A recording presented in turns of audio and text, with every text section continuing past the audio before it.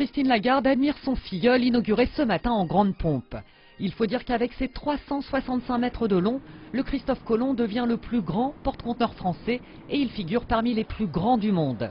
Actuellement 3e armateur mondial du transport maritime, la CMA-CGM va se doter de 7 autres cargos identiques, chacun coûtant 170 millions de dollars. Des investissements conséquents malgré la crise. Le groupe français qui fait naviguer ses navires sous pavillon français, inscrit au registre français des navires, est en train de répondre à cette crise en faisant preuve d'esprit d'entreprise, de sens du risque. Touchée de plein fouet par le ralentissement du trafic en 2009, la CMA-CGM a accumulé une dette qui avoisinerait les 5 milliards de dollars. Ses résultats sont bien meilleurs cette année avec une hausse de près de 30%, mais la famille Saadé cherche toujours des partenaires.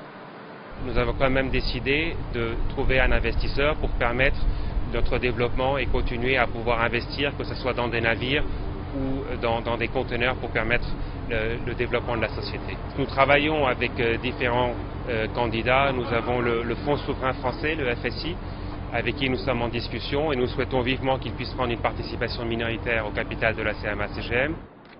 Des difficultés qui en tout cas ne touchent pas pour l'instant le port du Havre. Bien au contraire, la mise en service de ce nouveau géant est considérée comme une véritable opportunité. La CMA-CGM a fait un choix qui est assez remarquable pour le port du Havre, c'est que c'est le premier port d'arrivée de ces navires. Donc le meilleur coût de transport, le meilleur délai de transport, c'est quelque chose qui devrait placer le port du Havre en tête des ports européens. C'est pourquoi nous nous battons. Le Christophe Colomb a quitté le Havre en fin d'après-midi pour rejoindre Hambourg.